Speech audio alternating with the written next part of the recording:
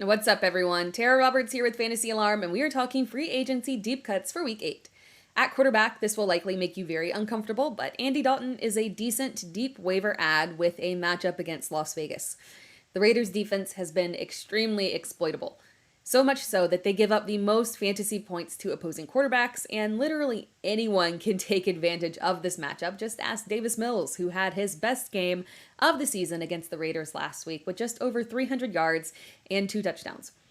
Dalton is coming off a huge performance himself, a performance of 30 completions, 361 yards, and 4 touchdowns with 3 interceptions, but this is fantasy football. We will take the yards and touchdowns any day in a plus matchup.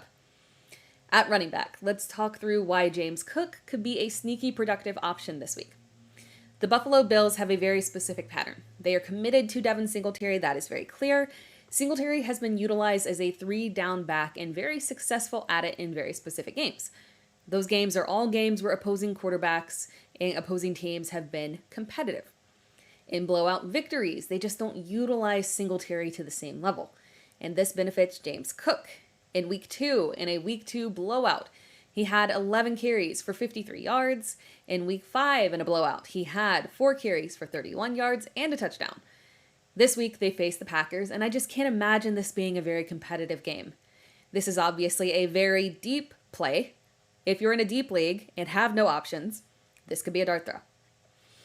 A running back who I would not use this week, but is someone that you could pick up and stash, is JaMycal Hasty.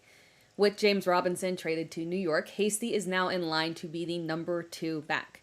I expect this backfield to be led in majority by Travis Etienne, but it is worth an add to see what kind of role that Hasty can carve out. And as usual, I will repeat my recommendation of Rachaad White. White's roster percentage is always interesting because we hold on to handcuffs all throughout the year, and yet White is one that people seem to be avoiding. Maybe it's skepticism around the Bucs offense as a whole, but we have a guy who is just 31% rostered on Yahoo, and he's the only other back seeing carries. He is the clear handcuff, and his utilization shows that they would likely do a 1-for-1 replacement if Leonard Fournette went down.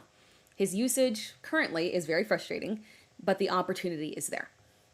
Moving on to wide receivers, and the big obvious one is Marquise Goodwin, if DK Metcalf is unable to play.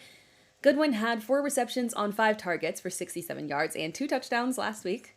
Goodwin has been in the league for a decade now, without significant work throughout his track record, but this is a good spot for him to be a deep option. Despite throwing the second least attempts in the NFL, the Seahawks are actually very good at passing touchdowns. They have the 10th most in the league.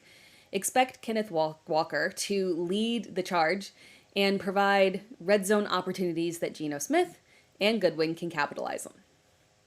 Another very low rostered option is Tre'Quan Smith.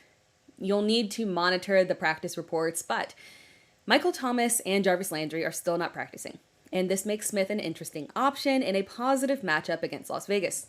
Chris Olave will be the clear, unquestioned lead, but Smith has taken advantage of these increased opportunities that he's had over the past 2 games, reaching double-digit fantasy points in PPR. He should have a decent floor and upside if he can find the end zone.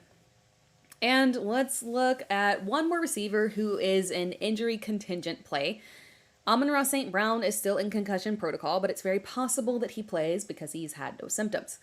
Josh Reynolds did manage to play through his injury last week, but he was ineffective, potentially due to the injury, and he missed Wednesday's practice.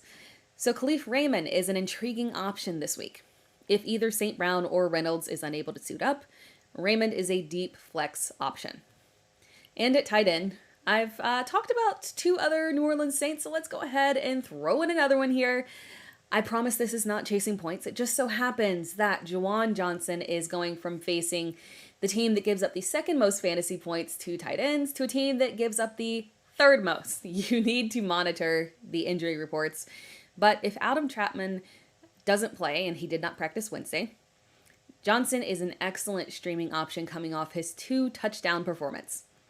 Thank you for watching this video. Be sure to like the video and subscribe to Fantasy Alarm, and come back next week for another round of deep waiver ads.